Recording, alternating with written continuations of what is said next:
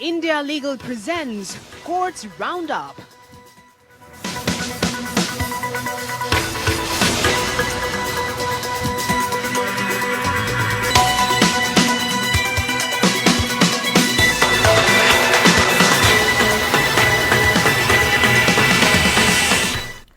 नमस्कार, courts round up देख रहे हैं आप। मैं हूं आपके साथ नेहा दुबे। इस बुलेटिन में अगले आधे घंटे हम आपको कोर्ट से जुड़ी तमाम छोटी बड़ी खबरों से करवाएंगे रूबरू। कोर्ट की कार्रवाई और सुप्रीम कोर्ट से लेकर हाई कोर्ट और लो कोर्ट तक के फैसलों को रखेंगे आपके सामने। तो आइए शुरू करते हैं courts round up. India Legal presents Courts Roundup.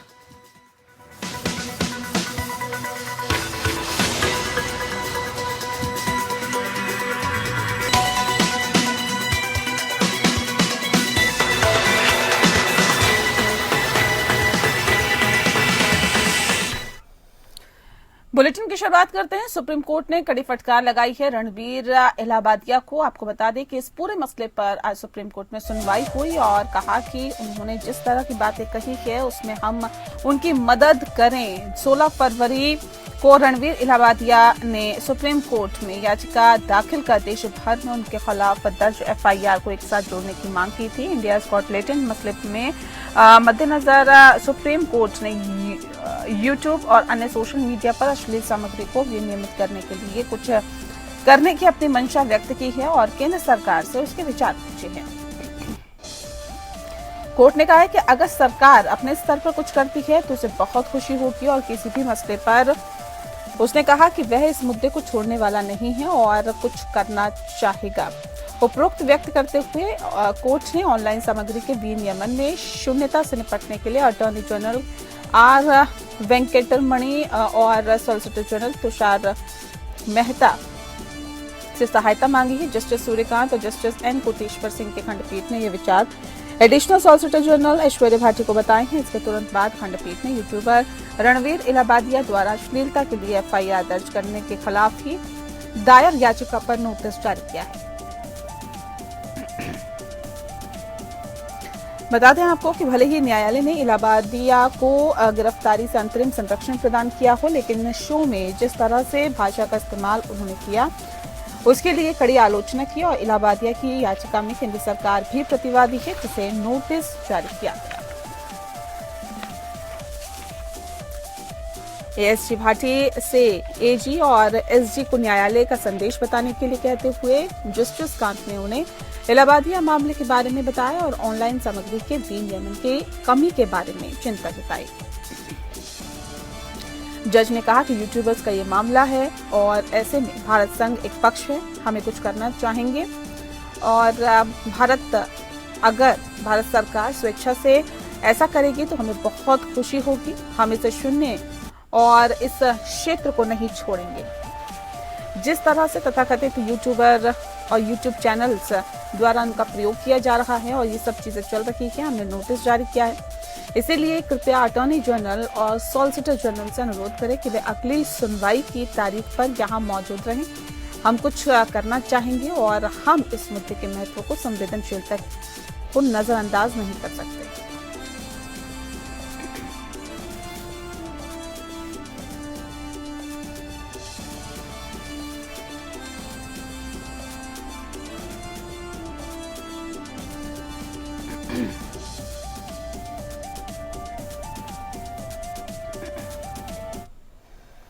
और अगली खबर का रुख करते हैं। सुप्रीम कोर्ट में महिला आरक्षण को लेकर सुनवाई हुई है। बता दें आपको कि बार में महिला आरक्षण के मसले पर यह सुनवाई हुई है। सुप्रीम कोर्ट ने स्पष्ट किया है कि दिल्ली जिला बार एसोसिएशन में महिला वकीलों के लिए उसके द्वारा आरक्षित 30% कार्यकारी समिति सदस्य पदों में आधे से 10 वर्ष से अधिक अनुभव रखने वाले वकीलों द्वारा भरे जाएंगे। न्यायालय ने कहा है कि ये पात्रता मानदंड आरक्षित ईसी पदों के अन्य आधे पदों के लिए लागू नहीं होगा।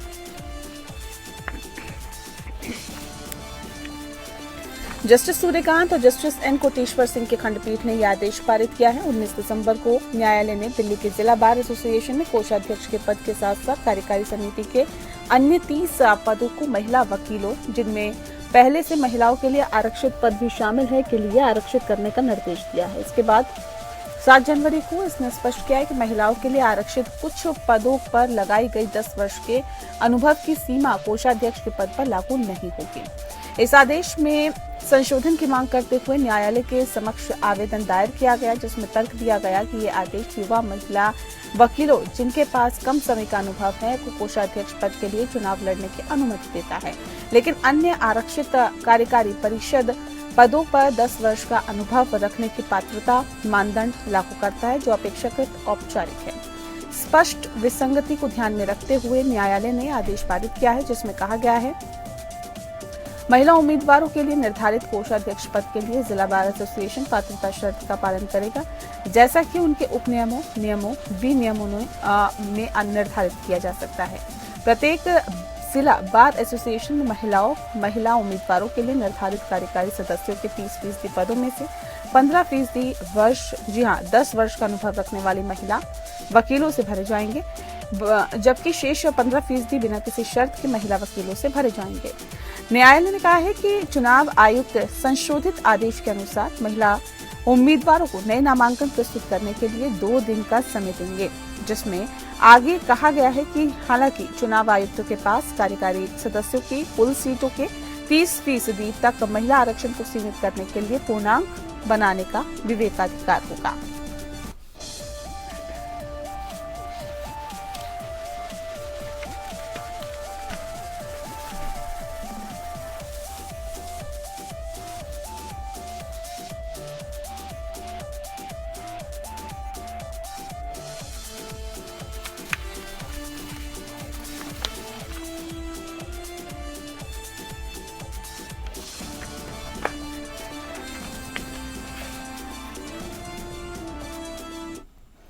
और अगली खबर कश्मीर से। कश्मीर कोर्ट ने एक बड़ा फैसला दिया है। बता दें आपको कि कश्मीर कोर्ट ने जो ये फैसला दिया है वो काफी ज्यादा अहम है। सोपोर कश्मीर में मुख्य न्यायिक मजिस्ट्रेट कोर्ट ने एजाज अहमद शेख नामक व्यक्ति को, जो खुद को आस्था का चिकित्सक मानता है और जिसे पीर बाबा के नाम से जाना जाता है, रणबीर दंड संहिता RPC की धारा 377 के तहत नाबालिगों के साथ 1 दशक से अधिक समय तक लगातार यौन शोषण करने के आरोप में दोषी ठहराया। इस मामले ने पूरे क्षेत्र को झकझोर कर रख दिया, जिसमें आध्यात्मिक उपचार की आड़ में व्यवस्थित तरीके से यौन शोषण किया जाता था, जिसमें आरोपी ने अपने धार्मिक अधिकार को दुरुपयोग करके पीड़ितों के साथ छेड़छाड़ की और उनका यौन शोषण किया। उसे दोषी ठहराते हुए मुख्य न्यायिक मजिस्ट्रेट बारामूला मीर वजाखत ने कहा है कि कोर्ट ने प्रस्तुत साक्ष्यों की सावधानीपूर्वक जांच करने पर पाया कि अभियोजन पक्ष ने उचित संदेह से परे आरोपी के अपराध को साबित करने के अपने दायित्व का सफलतापूर्वक निर्वहन किया। इसने आगे कहा कि यौन अपराधों को नियंत्रित करने वाले स्थापित कानूनी सिद्धांत आरोपी के अपराध के बारे में संदेह की गुंजाइश नहीं छोड़ते और उसने PW3 और PW8 को उनके नाबालिग होने के दौरान अप्राकृतिक यौन संबंध बनाने के लिए मजबूर किया। आशीर्वाद देने की आड़ में उनकी कमजोरी का फायदा उठाया और उनकी इच्छा पर हावी होकर उनकी मानसिकता में हेरफेर करके और उन पर नियंत्रण करके उसने वर्षों तक उनके शरीर, मन और आत्मा को लगातार क्रूरता के कामों के अधीन किया। अपने अपराधों को दिखावे में छिपाते हुए उन्हें अपने दुराचार की असहनीय शर्मिंदगी दी। ये मामला 2016 में तब सामने आया जब एक नाबालिग पीड़ित W8 ने अपने पिता W1 को वर्षों से यौन शोषण के बारे में बताया, जिसके कारण रणबीर दंड संहिता RPC की धारा 377 के तहत FIR दर्ज की गई। जांच में पता चला कि आरोपी आध्यात्मिक मार्गदर्शन के बहाने नाबालिग लड़कों को निशाना बना रहा था, उन्हें अप्राकृतिक यौन कृत्यों के अधीन कर रहा था और अगर वे विरोध करते हैं तो अलौकिक परिणामों का डर पैदा कर रहा था। बाद में कई पीड़ित सामने आए जिन्होंने 2012 से 2016 तक के शोषण के पैटर्न का विवरण दिया है। बता दें आपको, आरोपी ने कथित तौर पर अपने पीड़ितों को दैवीय प्रतिशोध की धमकी दी और उन्हें चुप रहने के लिए प्रेरित किया। जैसे जैसे मामला आगे बढ़ा, जबरदस्ती और मानसिक पीड़ा के भयावह विवरण सामने आए, जिससे अभियोजन पक्ष का मामला मजबूत हुआ। मुकदमे के दौरान सहायक लोक अभियोजक मिर्जा जाहिद खलील द्वारा प्रतिनिधित्व किए गए अभियोजन पक्ष ने तर्क दिया कि पीड़ितों की गवाही विश्वसनीय, सुसंगत और स्वतंत्र गवाहों द्वारा पुष्टि की गई। उन्होंने आगे कहा कि आघात और सामाजिक कलंक के कारण एफआईआर दर्ज करने में देरी उचित थी। दोष सिद्धि की मांग करते हुए खलील ने दावा किया है कि आरोपी ने पीड़ितों को अपने अधीन करने के लिए अपने धार्मिक अधिकार का दुरुपयोग किया। बचाव पक्ष ने दावा किया कि वित्तीय दुश्मनी के कारण आरोप गढ़े गए। उन्होंने एफआईआर दर्ज करने में देरी की ओर भी इशारा किया और कहा कि इस मामले की प्रामाणिकता पर संदेह पैदा हुआ। बचाव पक्ष की दलीलों को खारिज करते हुए अदालत ने फैसला सुनाया कि वित्तीय दुश्मनी निराधार थी और उन मामलों में मेडिकल साक्ष्य अनिवार्य नहीं है, जहां पीड़ितों की गवाही अडिग रही। अदालत ने रेखांकित किया कि साक्ष्यों की बारीकी से जांच करने के बाद पाया कि PW3 और PW8 की गवाही सुसंगत, ठोस और अडिग थी। यहां तक कि क्रॉस एग्जामिनेशन के दौरान भी धारा 161 और 164A CRPC के तहत उनके बयानों से मेल खाते हैं। उचित संदेह की कोई इसमें गुंजाइश नहीं है।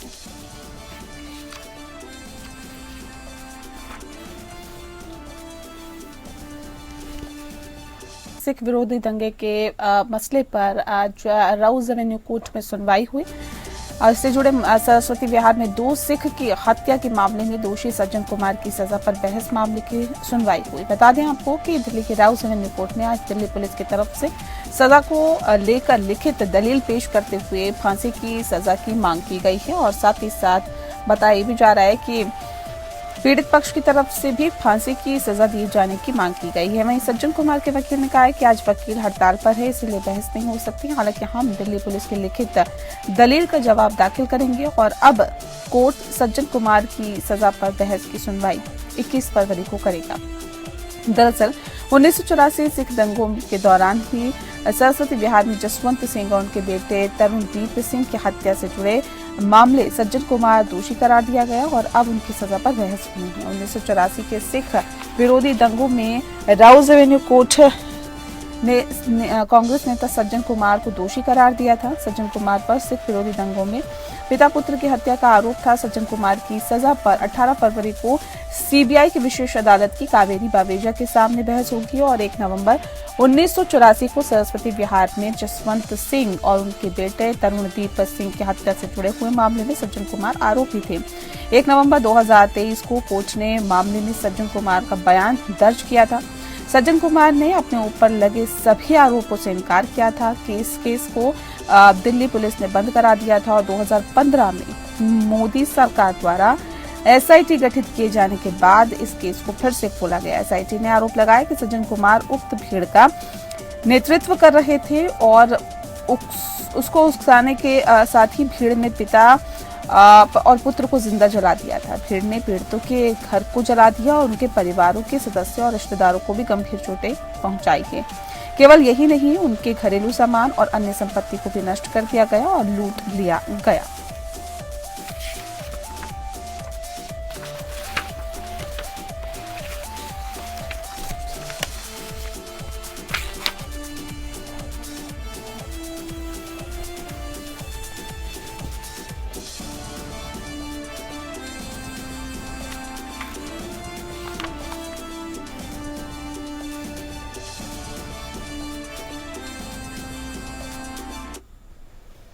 और अगली खबर के रुख करते हैं और चुनाव आयुक्त के मसले को सुप्रीम कोर्ट के सामने उठाया गया। बता दें आपको कि मांग की गई है कि सुप्रीम कोर्ट के सामने कि जल्द ही इस पर सुनवाई हो। इलेक्शन कमीशन की नियुक्ति के मामले पर बुधवार को होने वाले मामले पर जल्द ही सुनवाई को लेकर सुप्रीम कोर्ट के सामने इस मसले को उठाया गया। जस्टिस सूर्यकांत की बेंच के मामले जो सामने हैं उसके मामले को उठाते हुए वकील प्रशांत भूषण ने कहा है कि बुधवार को मामले की सुनवाई का नंबर जो है वो 41 है, जिस पर सुनवाई की संभावना कम ही लग रही है। इसीलिए रजिस्ट्री को ये सुनिश्चित करने का निर्देश दें कि कल सुनवाई की जा सके। इसके बाद जस्टिस सूर्यकांत ने भरोसा दिया कि वह इस मामले पर सुनवाई कर लेंगे।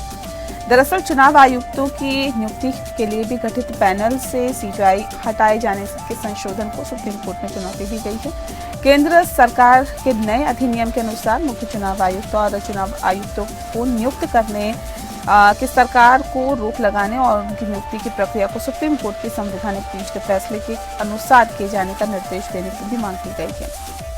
बता दें, जबकि सुप्रीम कोर्ट ने अपने फैसले में सीईसी और ईसी की नियुक्ति को प्रधानमंत्री, नेता प्रतिपक्ष और सीजेआई तय किया था, और जिसे केंद्र सरकार ने अध्यादेश लाकर पलट दिया, और समिति में प्रधानमंत्री, नेता प्रतिपक्ष और सीजेआई के बजाय कैबिनेट के नामित मंत्रियों को तय कर दिया गया।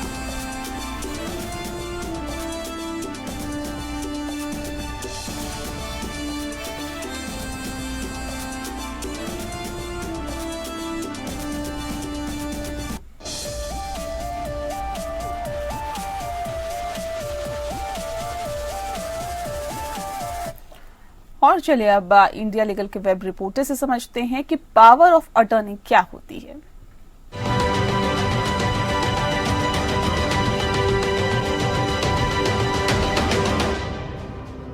पावर ऑफ अटॉर्नी क्या है?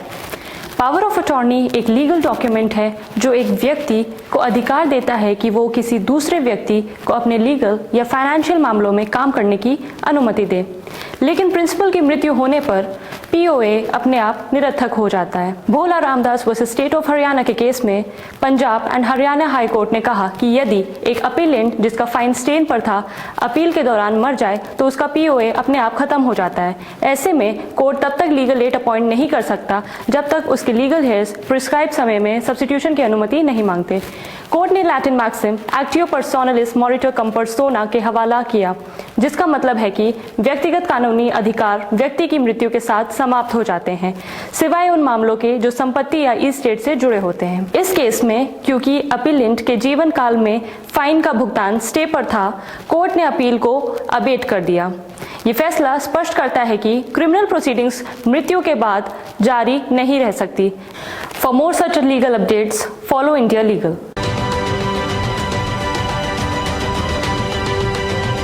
और बुलेटिन में फिलहाल के लिए इतना ही। नमस्कार। India Legal presents Courts Roundup.